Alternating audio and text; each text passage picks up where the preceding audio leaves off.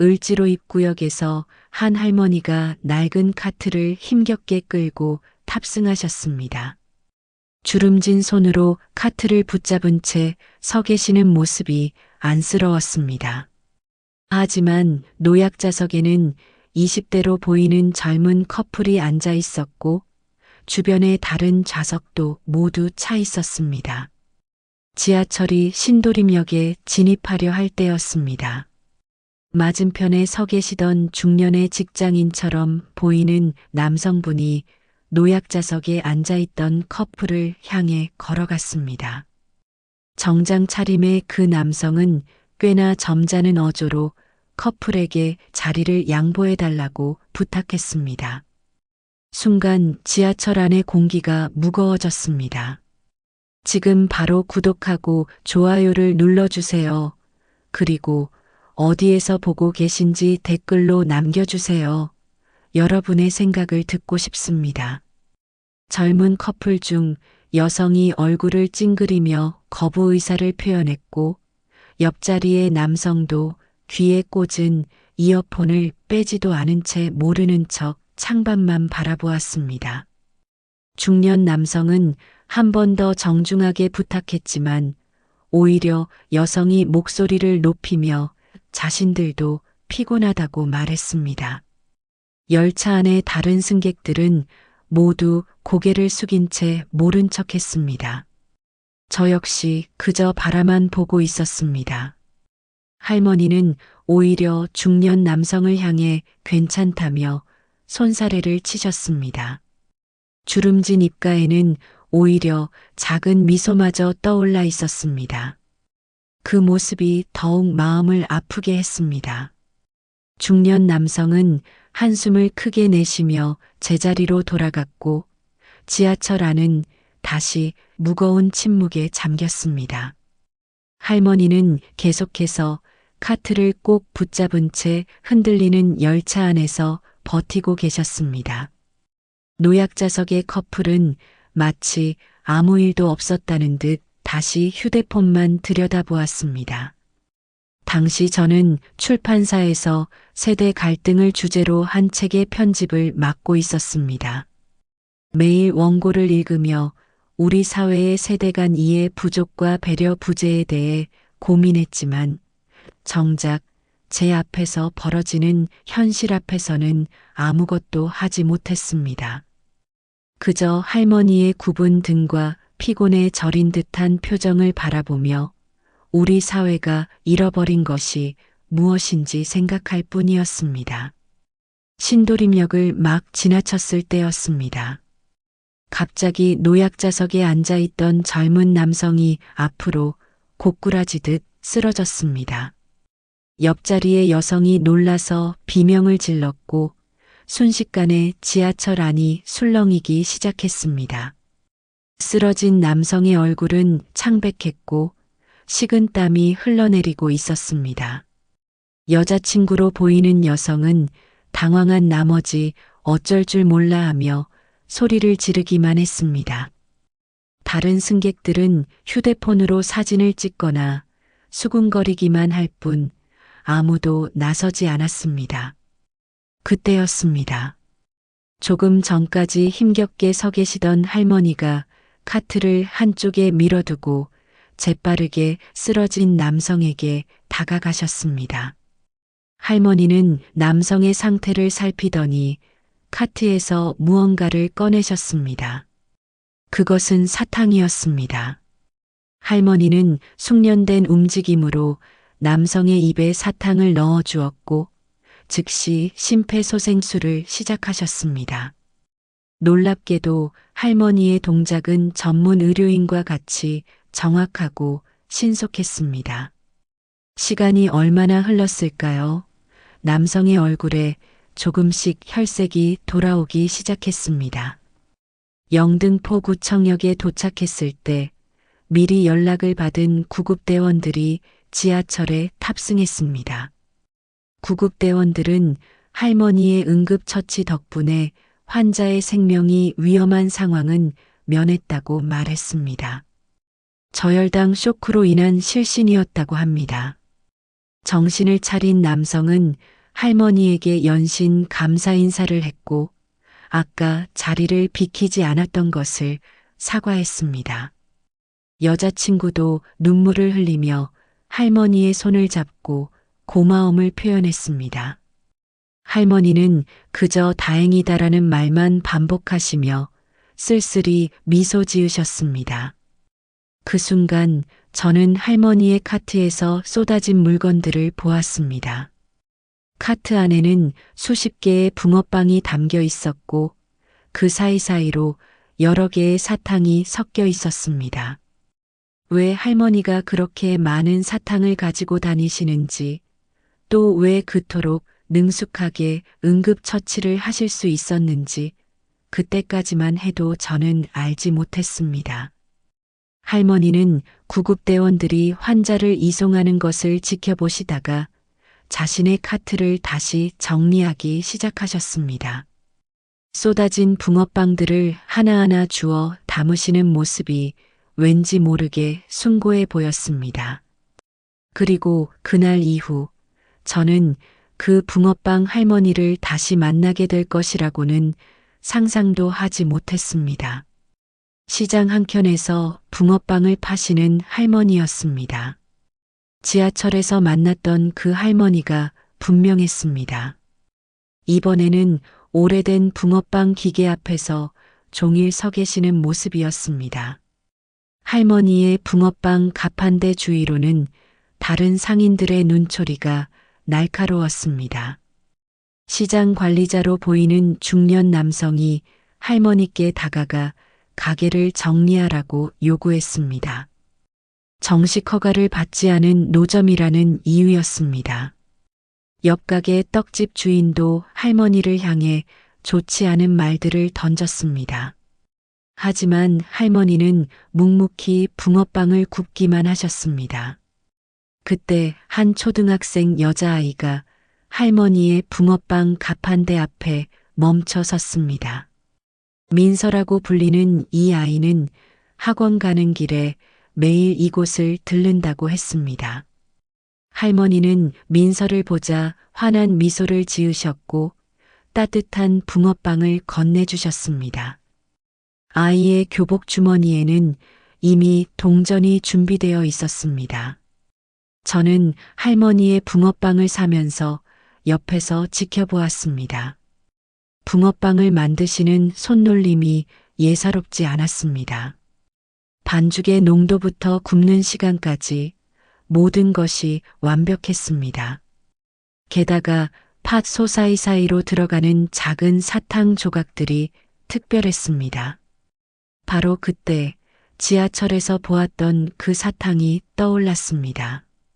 할머니의 붕어빵은 금세 소문이 났고 학생들과 인근 직장인들이 하나둘 모여들기 시작했습니다. 하지만 주변 상인들의 시선은 여전히 곱지 않았습니다. 특히 옆 떡집 주인은 할머니가 장사를 하실 때마다 크게 한숨을 쉬었습니다. 그날 저녁 저는 할머니의 마지막 붕어빵을 사면서 용기를 내어 말을 걸었습니다.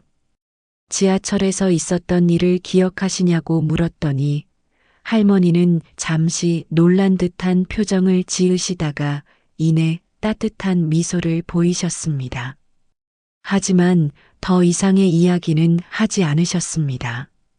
시장을 나서는 길에 제 머릿속은 온통 할머니에 대한 궁금증으로 가득했습니다. 누구시기에 이렇게 능숙한 응급처치를 하실 수 있는지, 왜 이렇게 힘들게 붕어빵을 파시는지, 그리고 그 특별한 사탕의 비밀은 무엇인지, 이 모든 궁금증은 곧 더 놀라운 이야기로 이어지게 될 것이었습니다. 며칠 후 저는 다시 시장을 찾았습니다. 이번에는 취재 목적이었습니다. 편집자로서의 직업병 때문이었을까요? 할머니의 이야기가 자꾸만 제 머릿속을 맴돌았습니다. 특히 붕어빵 속의 사탕과 지하철에서 보았던 그 사탕이 자꾸 신경 쓰였습니다. 시장에 도착했을 때는 이미 해가 저물기 시작할 무렵이었습니다. 할머니는 여전히 붕어빵을 굽고 계셨고, 이번에는 할머니의 붕어빵을 사러 온 사람들을 유심히 관찰했습니다. 흥미로운 점을 발견했습니다. 할머니는 손님들의 얼굴색과 상태를 살피시는 듯했고, 피곤해 보이는 사람들의 붕어빵에는 특별히 사탕을 더 넣어주셨습니다. 저는 할머니의 가판대 앞에서 한참을 서성였습니다. 마침내 마지막 손님이 떠나고 할머니가 가판대를 정리하기 시작하실 때 용기를 내어 다가갔습니다.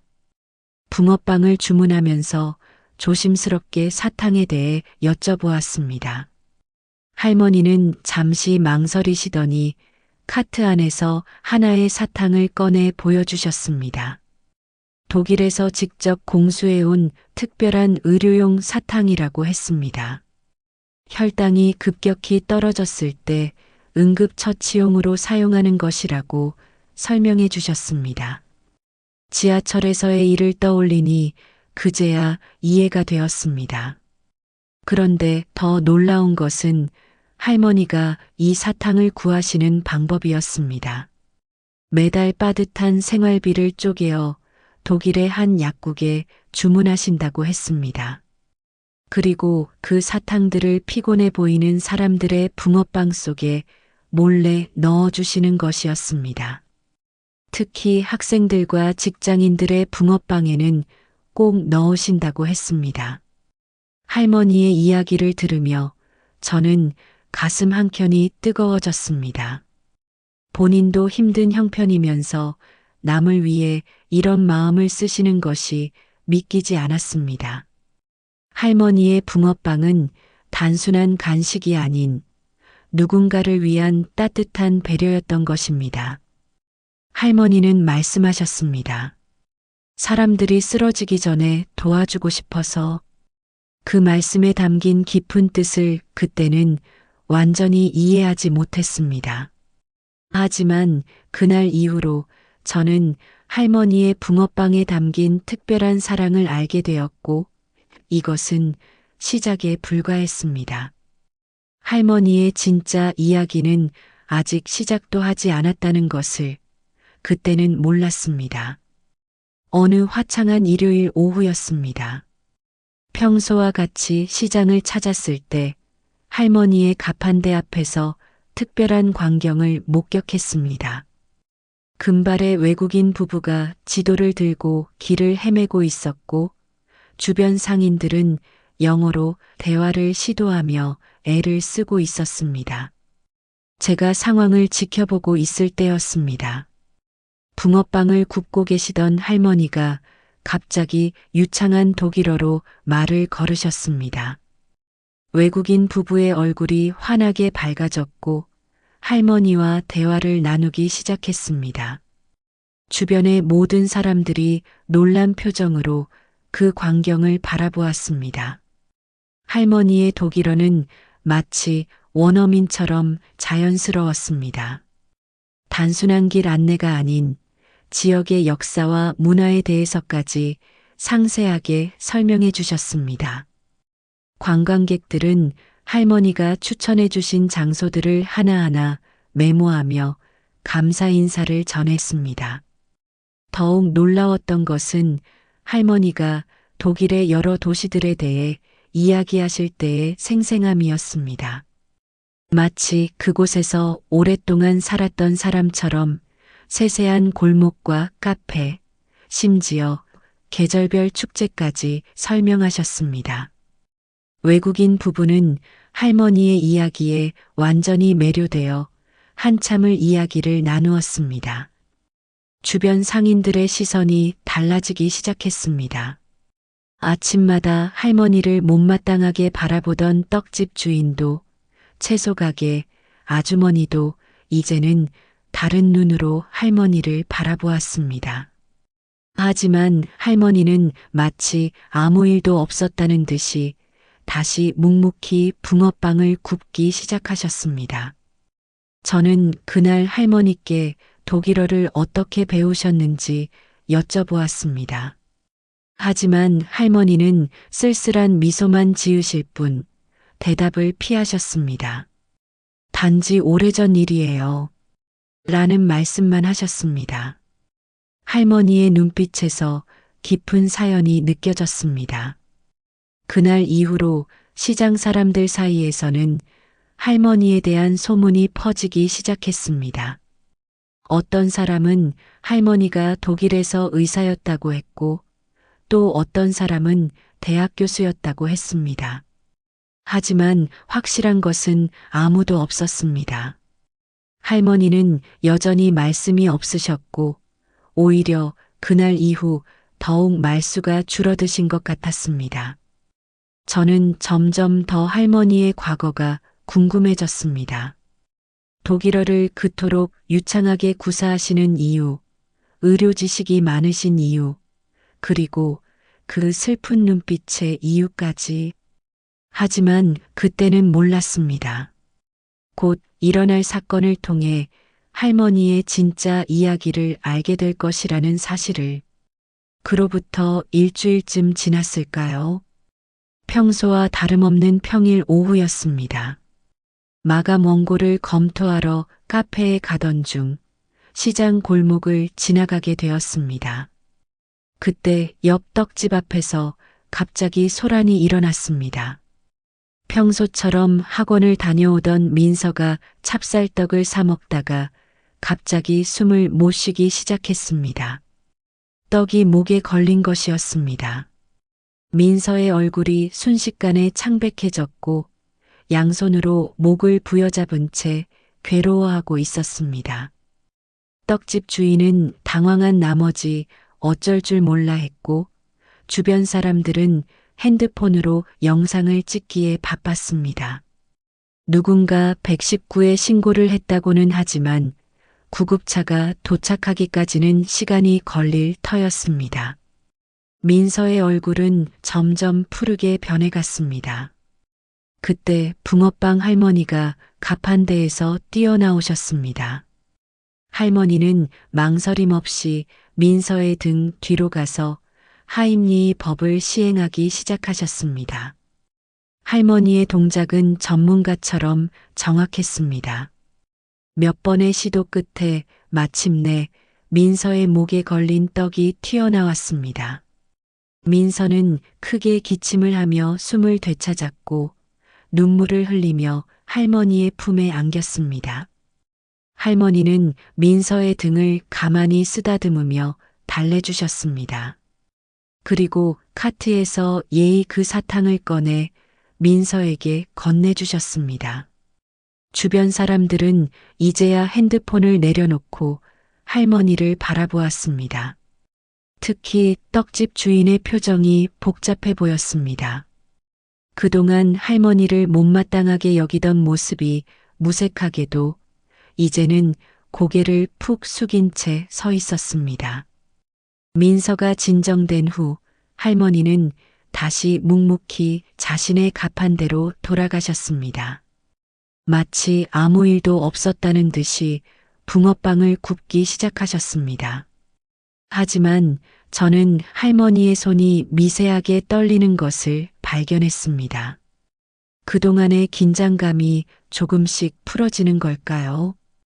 그날 저녁 시장 사람들 사이에서는 할머니에 대한 이야기로 가득했습니다. 의사 출신이 분명하다는 말, 응급구조대원이었을 것이라는 말들이 오갔습니다. 하지만 정작 할머니는 여전히 말이 없으셨습니다. 오히려 그날 이후 할머니의 얼굴이 더욱 헬쑥해 보이기 시작했습니다. 마치 무언가 큰 짐을 진 것처럼 보였습니다. 민서의 사고가 있고 나서 얼마 지나지 않았습니다. 그날도 평소와 다름없이 할머니는 붕어빵을 굽고 계셨습니다. 하지만 전과는 달리 할머니의 손놀림이 많이 느려져 있었고 얼굴은 창백했습니다.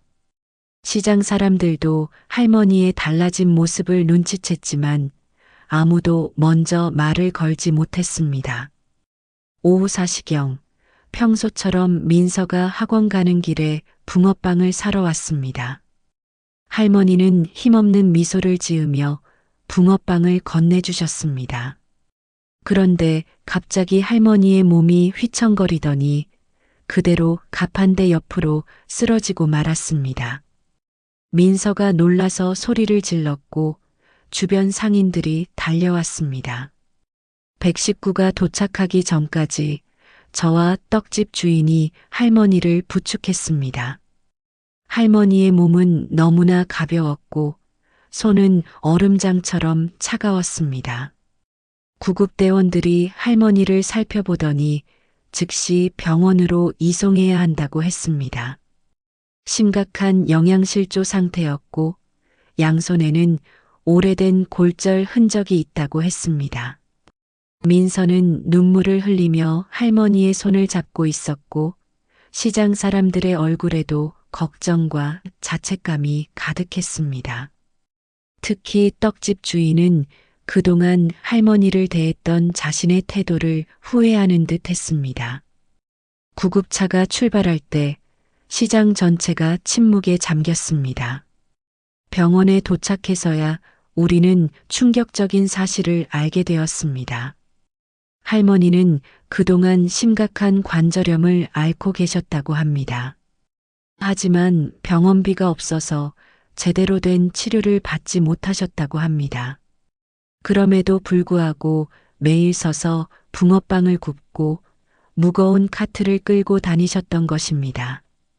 더 안타까운 것은 할머니의 생활 형편이었습니다. 간호사는 할머니가 입고 계신 옷주머니에서 장부 하나를 발견했다고 했습니다. 그 안에는 매일매일의 수입과 지출이 꼼꼼히 적혀 있었는데 대부분의 수입은 독일에서 사탕을 주문하는 데 쓰였다고 합니다. 자신의 약값을 아껴가며 다른 사람들을 위해 사탕을 사신 것입니다. 그날 밤 병실에서 할머니는 계속해서 민서가 괜찮은지 물어보셨습니다. 본인의 상태는 아랑곳하지 않으신 채 오직 민서를 걱정하실 뿐이었습니다. 창밖으로 보이는 달빛이 할머니의 헬쑥한 얼굴을 비추었고 저는 그제야 할머니의 주름진 얼굴에 깊이 새겨진 삶의 무게를 보았습니다. 병원에서 보낸 지 일주일째 되던 날 할머니는 처음으로 자신의 이야기를 들려주셨습니다. 병실 창가에 앉아 석양을 바라보시며 40년 전으로 거슬러 올라가는 이야기를 시작하셨습니다. 1980년대 초 할머니는 독일 함부르크의 한 대학병원에서 간호사로 일하고 계셨습니다. 당시 해외 취업의 기회를 잡아 독일로 가셨다고 합니다. 열심히 일한 덕분에 병원에서 인정받았고 응급실 수간호사까지 승진하셨답니다. 그곳에서 만난 한국인 의사와 결혼도 하셨습니다. 하지만 남편은 도박에 빠져 있었고 할머니가 모은 돈을 모두 탕진했습니다. 그럼에도 할머니는 남편을 믿고 기다렸습니다. 결국 병원을 담보로 대출까지 받았지만 남편은 어느 날 그 돈마저 가지고 사라져버렸습니다. 모든 것을 잃은 할머니는 결국 한국으로 돌아올 수밖에 없었습니다. 귀국 후에도 불행은 계속되었습니다. 나이가 많다는 이유로 취직은 거절당했고 건강도 나빠지기 시작했습니다. 특히 오랜 간호사 생활로 인한 관절염이 심해져 정상적인 일을 하기가 힘들어졌습니다. 결국 할 수 있는 일이라곤 붕어빵을 파는 것뿐이었습니다. 하지만 할머니는 포기하지 않으셨습니다. 독일에서의 경험을 살려 응급 상황에 대비해 특별한 사탕을 준비하기 시작하셨습니다. 독일 시절 응급실에서 자주 사용하던 그 사탕은 할머니에게는 마지막 남은 자부심이자 누군가를 도울 수 있는 유일한 방법이었습니다. 이야기를 마치신 할머니의 눈가에는 잠시 눈물이 맺혔다가 사라졌습니다. 저는 그제야 이해했습니다. 왜 할머니가 그토록 능숙하게 응급처치를 하실 수 있었는지, 왜 독일어가 그렇게 유창하신지, 그리고 왜 그토록 다른 사람들을 돕고 싶어 하시는지를. 할머니의 숨은 이야기를 들으며 저는 깊은 감동과 동시에 씁쓸함을 느꼈습니다. 우리 주변에는 얼마나 많은 분들이 이렇게 아픈 과거를 아는 채 살아가고 계실까요? 할머니의 붕어빵에 담긴 따뜻한 마음이 더욱 특별하게 다가왔습니다. 할머니가 입원하신 지 한 달째 되던 날, 시장에 특별한 변화가 일어났습니다. 떡집 주인이 앞장서서 시장 상인들과 함께 할머니를 위한 모금을 시작했습니다. 처음에는 조심스럽게 시작된 움직임이 점차 커져 시장 전체가 하나가 되어 할머니를 돕기 시작했습니다. 민서의 어머니는 매일 병원에 찾아와 할머니의 식사를 챙겨주셨고, 채소 가게 아주머니는 신선한 야채를 가져다 주셨습니다. 특히 떡집 주인은 자신의 가게 한 켠을 내어주겠다며 할머니가 퇴원하시면 그곳에서 붕어빵을 파시라고 제안했습니다. 할머니의 이야기는 SNS를 통해 더 널리 퍼져나갔습니다. 독일에서 온 관광객들이 찍은 영상이 화제가 되면서 독일의 옛 동료들도 소식을 듣게 되었습니다. 함부르크 대학병원의 전 동료들이 연락해 왔고, 그들은 할머니를 위해 의료용 사탕을 정기적으로 보내주기로 했습니다. 치료를 마치고 퇴원하시는 날, 시장 사람들이 모두 나와 할머니를 맞이했습니다. 떡집 주인이 약속한 대로 가게 한켠에는 이미 새 붕어빵 기계가 설치되어 있었습니다. 할머니는 눈시울을 붉히시며 고마움을 전하셨습니다. 지금 할머니는 매일 아침 떡집 한켠에서 붕어빵을 굽고 계십니다. 예전처럼 무리하지 않으시도록 시장 상인들이 돌아가며 할머니를 도와드립니다. 민서는 학교가 끝나면 어김없이 들러 할머니의 붕어빵을 사 먹고, 가끔은 친구들과 함께 와서 할머니의 독일 이야기를 듣기도 합니다. 저는 여전히 매주 할머니의 붕어빵을 사러 갑니다. 이제는 단순한 붕어빵이 아닌 그 속에 담긴 할머니의 따뜻한 마음을 사러 가는 것 같습니다. 할머니는 여전히 피곤해 보이는 사람들의 붕어빵에 사탕을 넣어 주십니다. 하지만 이제는 혼자가 아닌 우리 모두와 함께입니다. 얼마 전 저는 할머니의 이야기를 바탕으로 한 책을 기획했습니다. 붕어빵 할머니의 사탕이라는 제목의 이 책은 우리 주변의 평범한 영웅들에 대한 이야기입니다. 할머니는 수줍게 웃으시며 말씀하셨습니다. 이제는 행복해요. 제가 받은 사랑을 다른 사람들에게도 나눠줄 수 있어서요. 청취자 여러분, 우리 주변에는 수많은 붕어빵 할머니가 계실 것입니다. 각자의 아픔을 아는 채 묵묵히 살아가시는 분들, 그럼에도 다른 이들을 위해 자신의 것을 나누시는 분들. 오늘 하루 주변을 한 번 더 돌아보는 것은 어떨까요?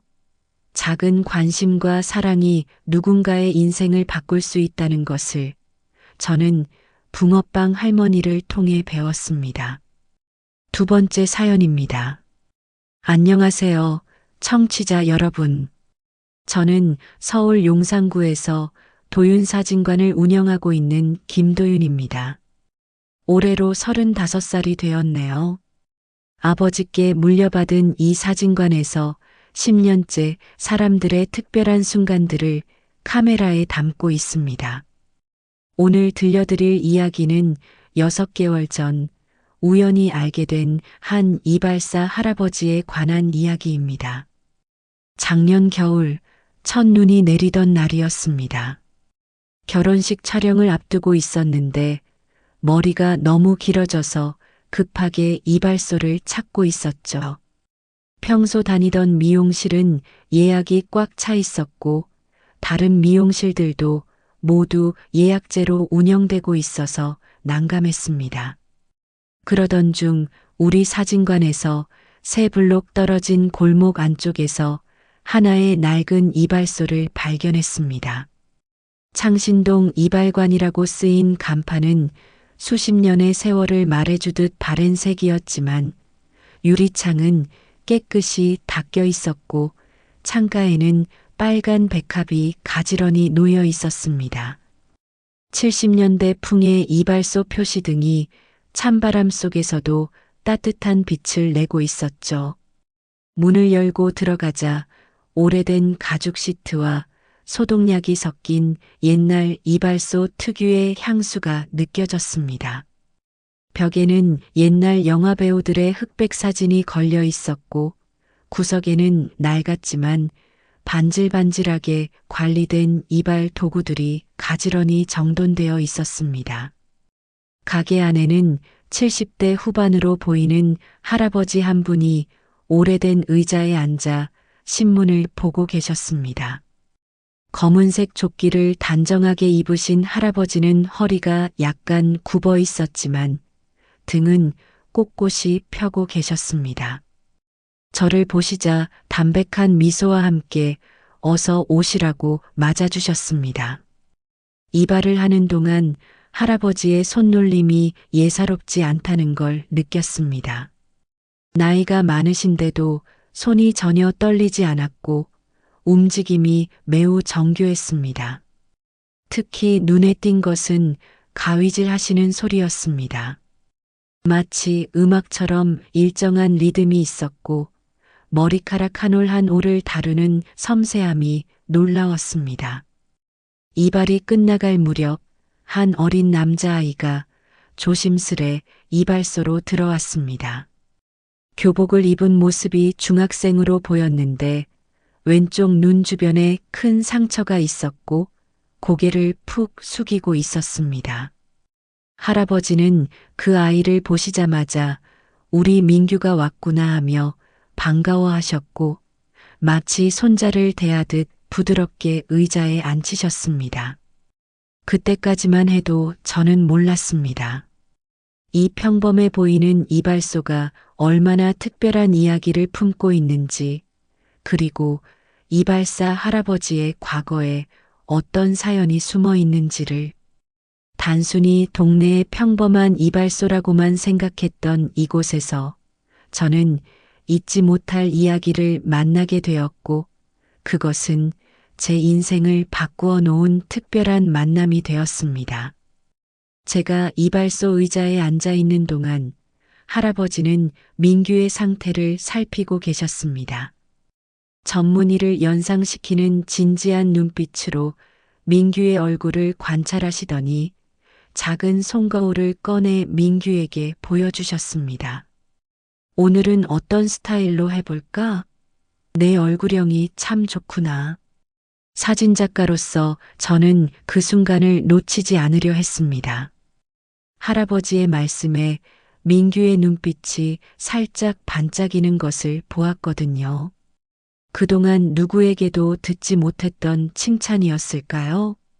고개를 푹 숙이고 있던 민규가 조금씩 얼굴을 들기 시작했습니다. 할아버지는 서랍에서 특별한 도구들을 꺼내셨습니다. 일반 이발소에서는 보기 힘든 정교한 가위들과 특이한 모양의 빗들이었죠.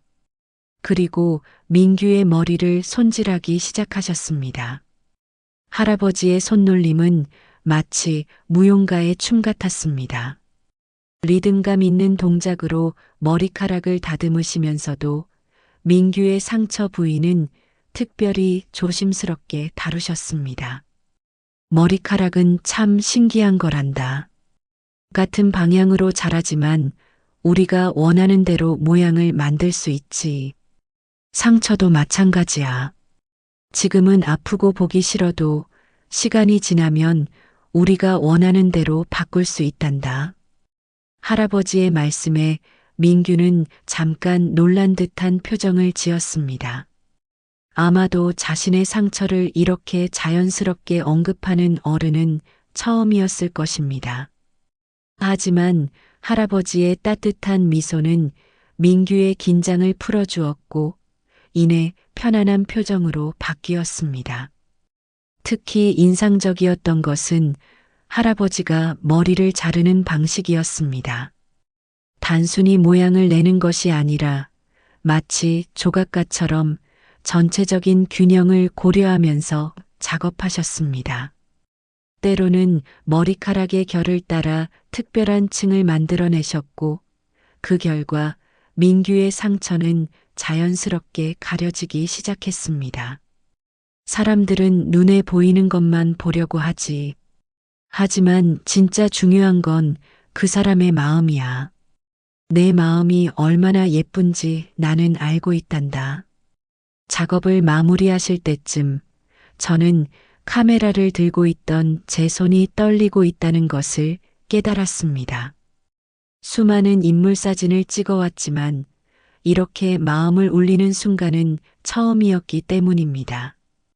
거울 속 민규의 모습은 완전히 달라져 있었습니다. 상처는 자연스럽게 가려졌고 무엇보다 민규의 표정이 밝아져 있었습니다. 그날 저는 이발소를 나서면서 뒤를 돌아보았습니다. 할아버지는 민규에게 사탕 하나를 건네시며 등을 토닥여주고 계셨습니다.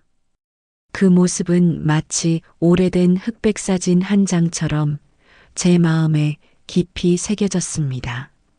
그리고 저는 직감했습니다.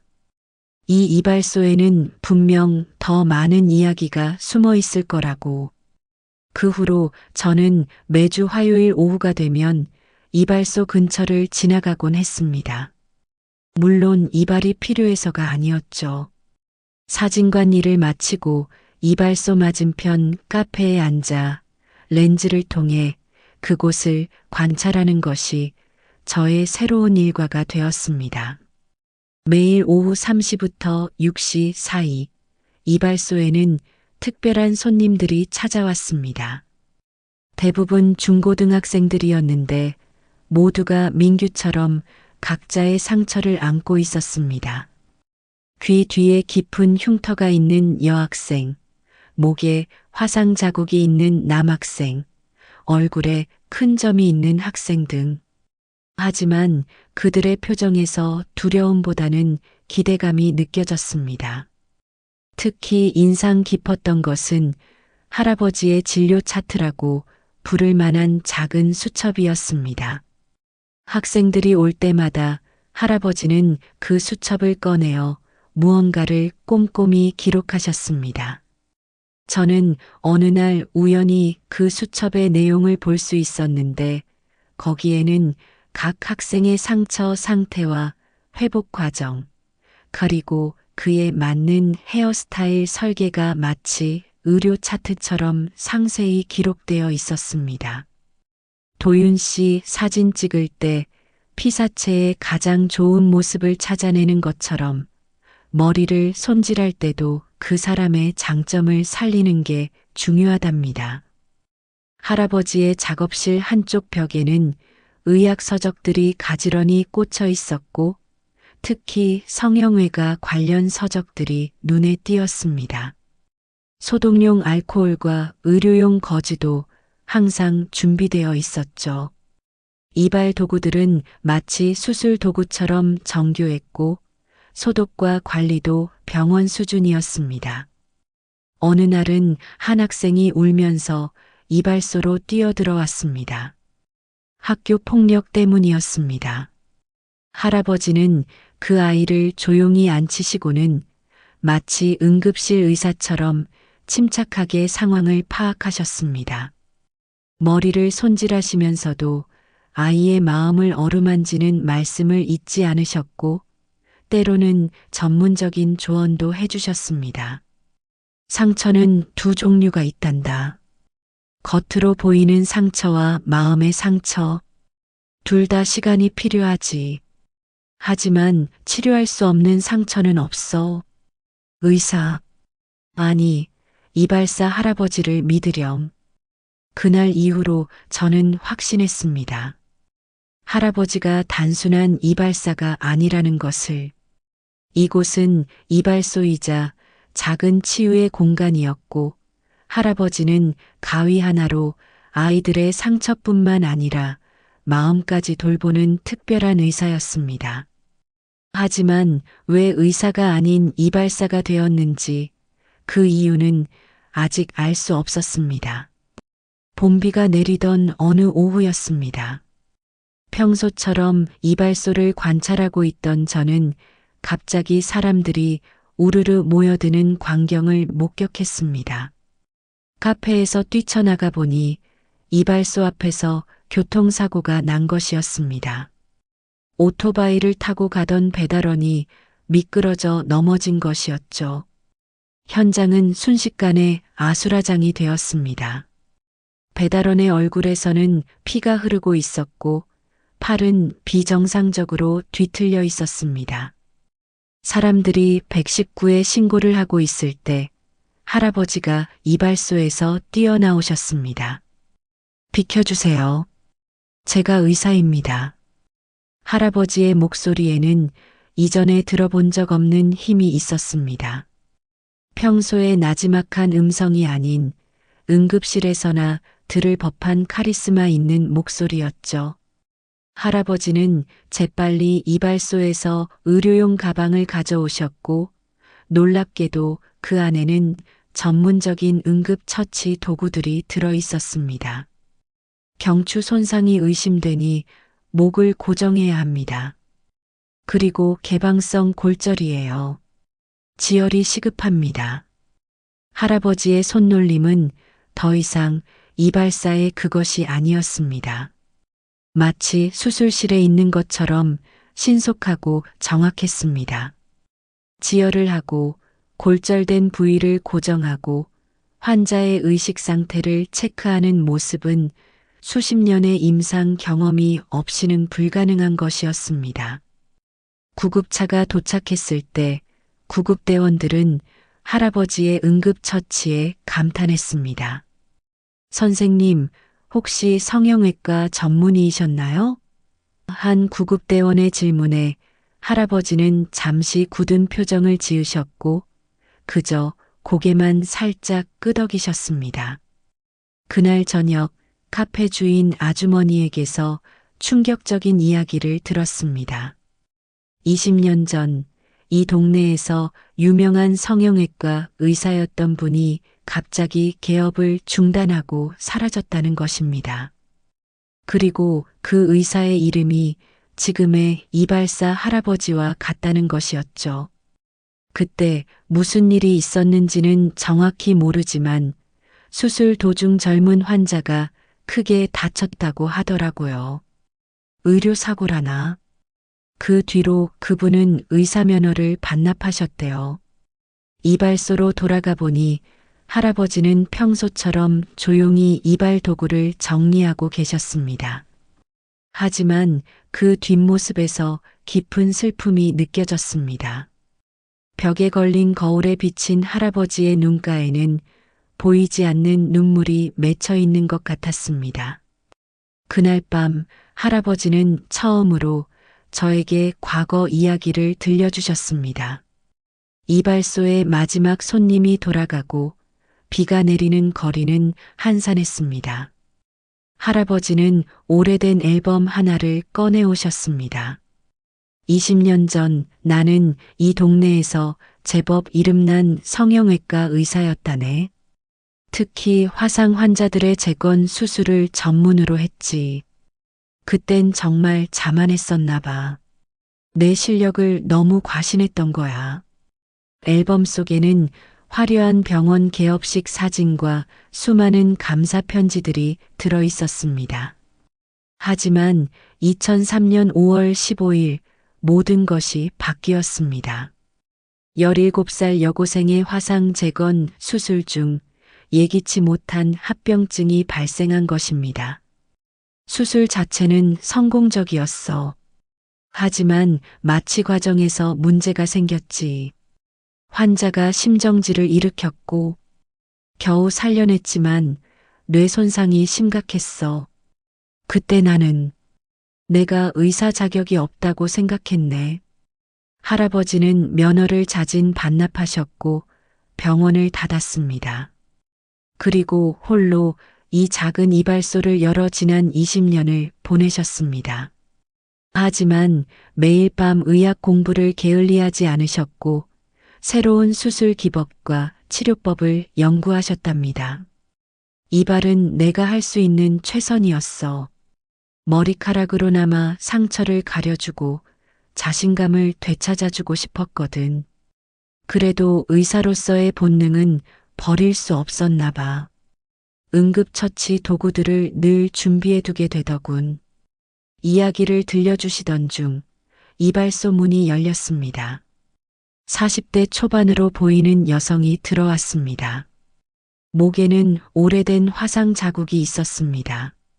선생님, 기억하시나요? 20년 전 그 환자예요. 순간 할아버지의 얼굴이 창백해졌습니다. 하지만 그 여성은 따뜻한 미소를 지으며 말을 이었습니다. 3년 동안 혼수 상태였다가 깨어났어요. 재활하는데 10년이 넘게 걸렸죠. 하지만 선생님 덕분에 제 얼굴은 거의 흉터 없이 나았어요. 그리고 지금은 간호사가 되었답니다. 선생님처럼 다른 사람을 돕고 싶어서요. 할아버지의 눈에서 눈물이 흘러내렸습니다.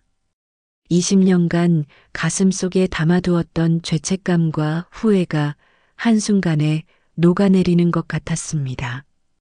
그 여성은 할아버지의 손을 꼭 잡았고 그렇게 오랜 시간 동안 멈춰있던 시계가 다시 움직이기 시작했습니다. 그 만남 이후 이발소에는 미묘한 변화가 시작되었습니다.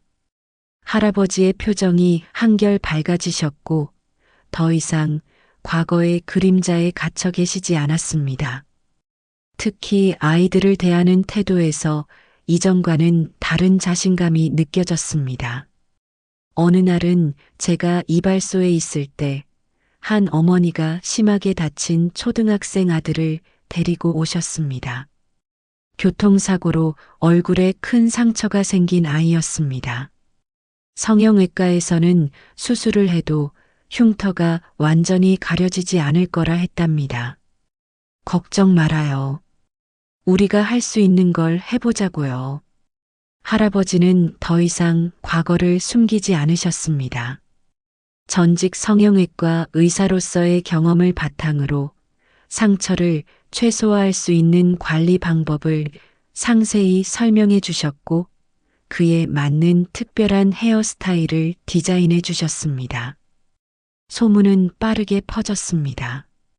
의사 출신 이발사라는 이야기가 동네에 알려지면서 이발소를 찾는 사람들이 더욱 많아졌습니다. 특히 상처나 흉터로 고민하는 청소년들이 늘어났습니다. 학교 폭력 피해자들, 사고로 상처가 생긴 아이들, 선천적인 흉터로 고민하는 학생들까지. 할아버지는 이제 당당하게 말씀하셨습니다.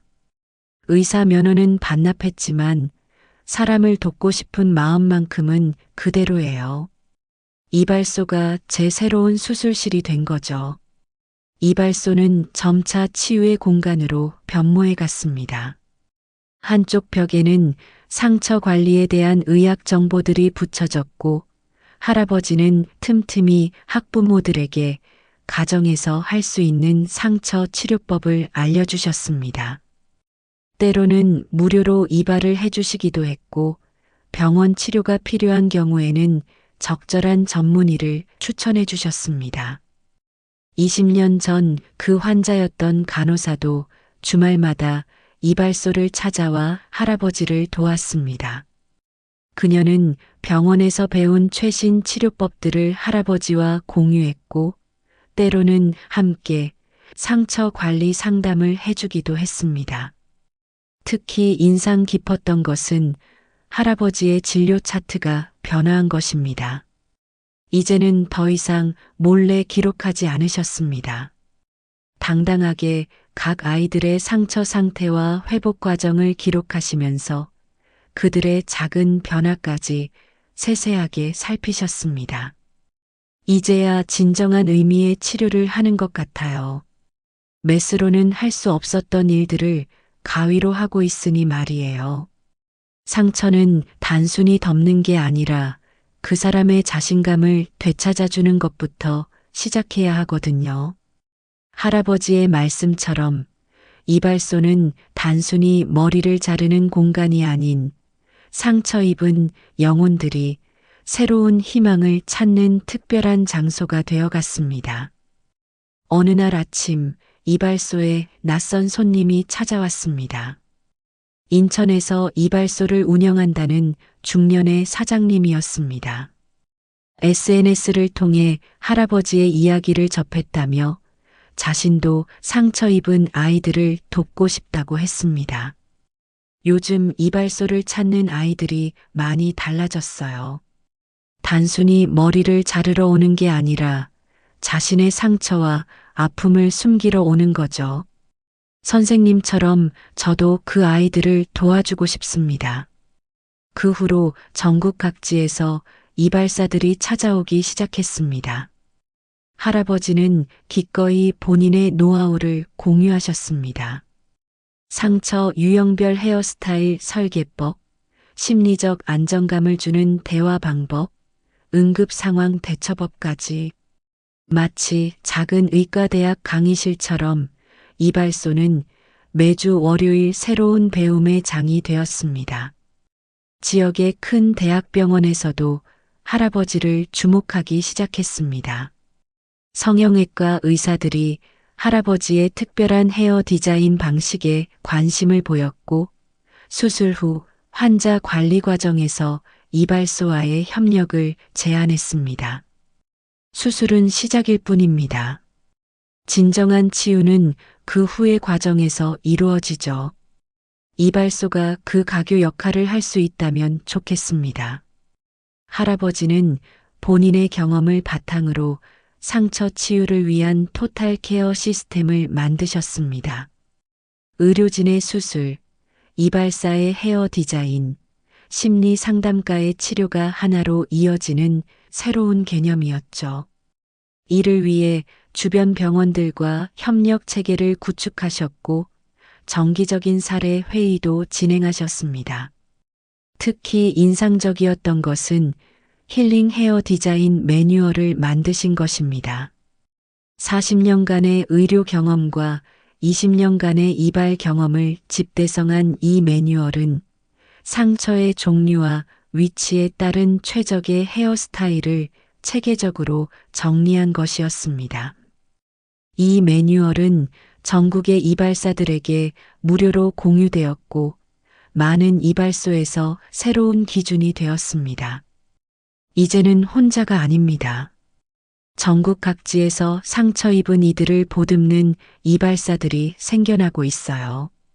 그들이 바로 진정한 힐링 헤어 디자이너입니다. 할아버지의 이발소는 이제 단순한 가게가 아닌 새로운 치유 문화를 만들어가는 중심지가 되었습니다. 의사와 이발사, 상처와 치유, 과거와 현재가 만나는 특별한 공간. 그곳에서 매일 작은 기적들이 일어나고 있었습니다. 매서운 겨울바람이 불던 12월의 어느 날, 이발소에 한 특별한 손님이 찾아왔습니다. 서울의 유명 대학병원 화상전문센터 소장님이었습니다. 소장님의 딸이 바로 할아버지의 이발소를 다니는 민규의 담임 선생님이었던 것입니다. 선생님, 민규가 많이 달라졌더군요. 예전에는 늘 고개를 숙이고 다녔는데 이제는 반에서 가장 밝은 아이가 되었다고 합니다. 그 아이의 변화를 지켜보면서 깨달았습니다. 우리가 놓치고 있던 것이 무엇인지를. 소장님은 할아버지께 제안을 하나 하셨습니다. 병원의 화상 치료 프로그램에 할아버지의 힐링 헤어 디자인을 정식으로 도입하자는 것이었습니다. 의료진이 할 수 없는 영역을 할아버지만의 특별한 방식으로 채워주길 바란다고 하셨습니다. 그러던 중 우연한 기회에 제가 찍은 이발소의 일상 사진들이 한 신문사의 눈에 띄었습니다. 의사가 된 이발사라는 제목의 기사가 나간 후 전국의 언론이 할아버지의 이야기에 주목하기 시작했습니다. 상처는 단순히 의학적 치료만으로는 해결되지 않습니다. 그들에게 필요한 건 일상으로의 복귀, 자신감의 회복입니다. 이발소가 그 가교 역할을 할 수 있다면 좋겠습니다. 할아버지의 인터뷰는 많은 사람들의 마음을 움직였습니다. 특히 대형 병원들이 먼저 나서서 힐링 헤어 케어 시스템 도입을 제안했고, 보건복지부에서도 이 새로운 시도에 관심을 보였습니다. 결국 상처 치유 토탈 케어 센터라는 새로운 개념의 시설이 시범적으로 설립되었습니다. 의료진, 이발사, 심리 상담사가 한 팀이 되어 환자들을 돌보는 새로운 시스템이었죠. 할아버지는 이 센터의 자문위원이 되어 본인의 경험과 노하우를 나누어 주셨습니다. 꿈만 같습니다. 20년 전 의사의 길을 포기했을 때는 이런 날이 올 거라고는 상상도 못했죠. 하지만 이제 알겠습니다.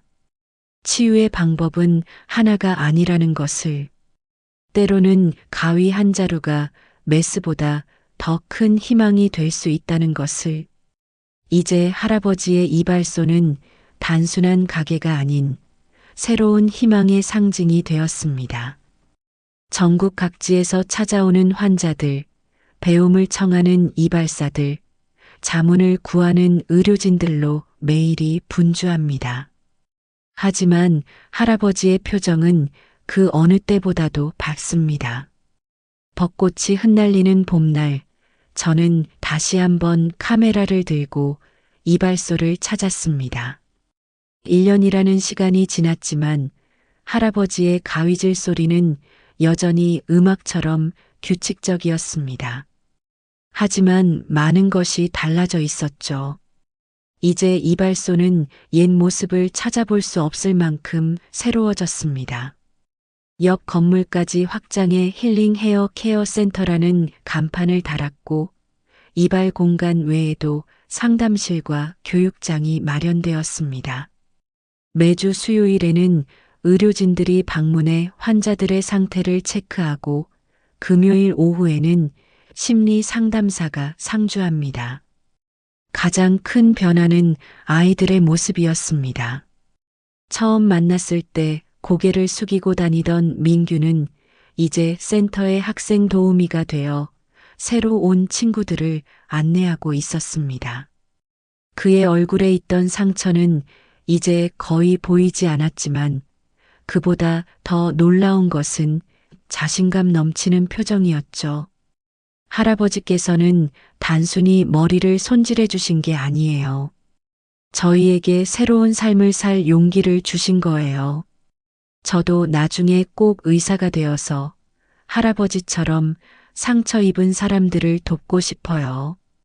전국적으로 10개의 대형 병원에서 힐링 헤어 케어 시스템이 도입되었고 50여 개의 이발소가 네트워크에 참여하고 있다고 합니다. 특히 놀라운 것은 이 시스템을 통해 치료받은 환자들의 심리 회복 속도가 눈에 띄게 빨라졌다는 연구 결과였습니다. 할아버지는 이제 매달 한 번씩 의과대학에서 특강도 하십니다. 전인적 치유라는 주제로 의대생들에게 환자를 대하는 마음가짐과 치유의 다양한 방법들을 가르치고 계시죠. 강의실은 항상 꽉 차 있고 수많은 예비 의사들이 할아버지의 이야기에 귀 기울입니다. 의술은 결국 사람을 위한 것입니다. 때로는 가장 단순한 것이 가장 큰 치유가 될 수 있어요. 여러분의 따뜻한 마음이 메스보다 더 중요할 때가 있다는 걸 잊지 마세요. 할아버지의 꿈은 더욱 커졌습니다. 내년에는 소외된 지역을 찾아가는 힐링 헤어 케어 서비스를 시작하실 계획이라고 합니다. 의료 혜택을 받기 어려운 곳들을 직접 찾아가 작은 희망을 전하고 싶다고 하셨습니다. 아직도 갈 길이 멉니다. 하지만 이제는 혼자가 아니에요. 우리 모두가 함께 만들어가는 치유의 여정이니까요. 청취자 여러분, 지금까지 제가 들려드린 이야기는 단순한 이발사의 이야기가 아닙니다. 저는 사진작가로서 수많은 순간들을 카메라에 담아왔지만 이발소에서 보낸 1년은 제 인생에서 가장 의미 있는 기록이 되었습니다. 처음에 저는 단순한 호기심으로 이발소를 들여다보기 시작했습니다. 하지만 시간이 지날수록 깨달았습니다. 할아버지께서 보여주신 것은 단순한 기술이나 의술이 아닌 인간을 향한 깊은 이해와 사랑이었다는 것을. 할아버지는 이발이라는 작은 행위를 통해 우리 사회에 큰 질문을 던지셨습니다. 진정한 치유란 무엇인가?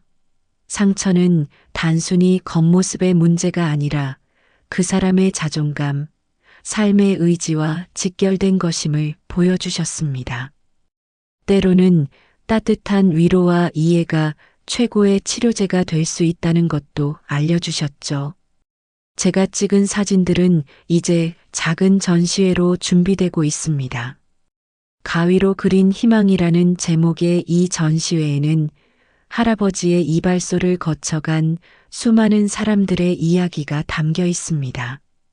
상처 입은 채 들어와 희망을 안고 나간 사람들, 절망에서 용기를 찾은 사람들의 이야기죠. 특히 인상 깊었던 것은 할아버지께서 항상 하시는 말씀입니다. 우리는 모두 치유자가 될 수 있어요. 그저 진심으로 귀 기울이고 따뜻하게 손을 내밀 수 있다면 말이에요.